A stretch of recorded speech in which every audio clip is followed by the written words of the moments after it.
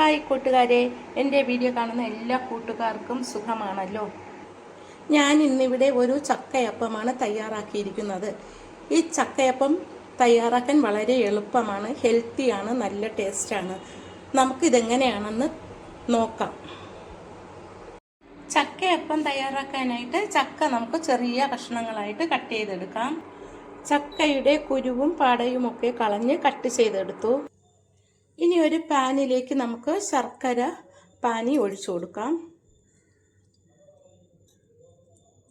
നല്ല ചൂട് തിളച്ചതാണ്. കല്ലും കട്ടയും ഒക്കെ പോകാനാണ് അരിച്ചൊഴിച്ചത്. ഈ ശർക്കര പാനിയിലേക്ക് അരിഞ്ഞു വെച്ചിരിക്കുന്ന പഴുത്ത ചക്ക ഇട്ട് കൊടുക്കാം. അതിട്ട് നമുക്കിത് നന്നായിട്ട് വേവിക്കാം.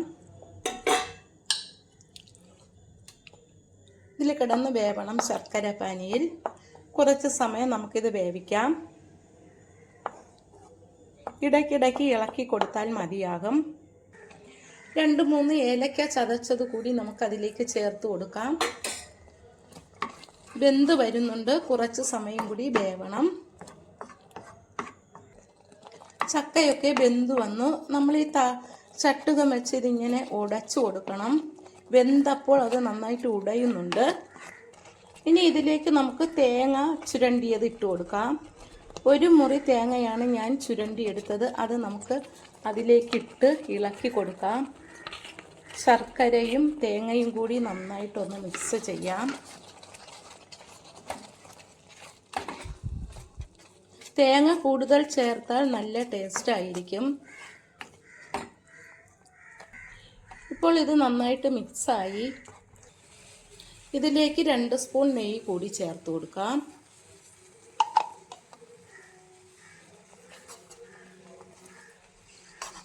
എന്നിട്ട് ഒന്നുകൂടി ഒന്ന് ഇളക്കി കൊടുക്കാം.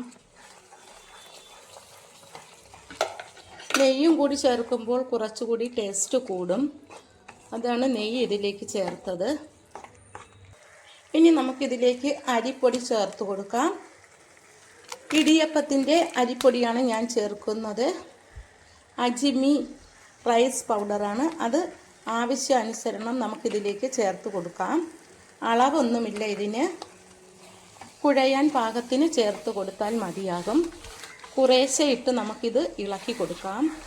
കട്ട പിടിക്കാതെ മാവ് ഈ ശർക്കര കൂട്ടിൽ യോജിപ്പിച്ച് കൊടുക്കാം. കുറച്ച് സമയം ഇങ്ങനെ ഇളക്കിയെടുക്കണം. എന്നാലേ ഇതെല്ലാം വെന്ത് കിട്ടത്തുള്ളൂ.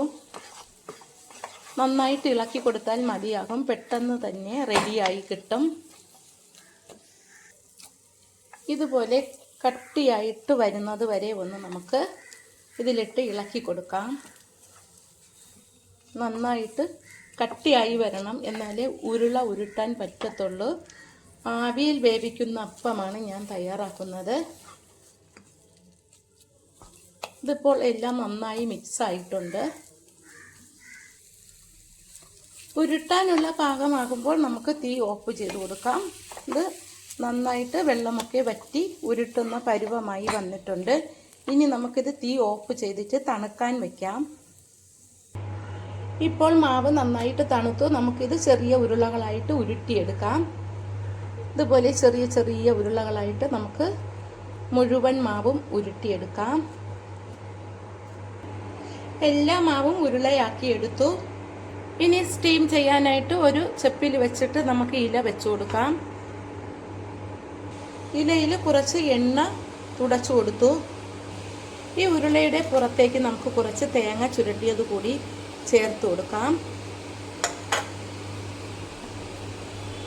തേങ്ങ ചുരണ്ടിയത് കൂടി ചേർത്തിട്ട് നമുക്ക് അതിലേക്ക് വെച്ചു കൊടുക്കാം. എല്ലാം ഇതുപോലെ വെച്ചു കൊടുക്കാം. എല്ലാ ഉണ്ടയും അപ്പച്ചപ്പിലേക്ക് വെച്ചു കൊടുത്തു. ഇനി നമുക്കിത് ആവി കയറ്റാം. വെള്ളം നന്നായിട്ട് തിളച്ചു. അതിലേക്ക് വെച്ചിട്ട് അടച്ച് ഒരു 10-15 മിനിറ്റ് നേരം നമുക്ക് ആവി കയറ്റിയെടുക്കാം. ചക്കയപ്പം റെഡിയായി. ഇതിപ്പോൾ നല്ല ചൂടുണ്ട്. നന്നായി വെന്തു കിട്ടി. നല്ല ടേസ്റ്റാണ് ഈ ചക്കയപ്പം കഴിക്കാനായിട്ട്. നല്ല ചൂടാണിത്.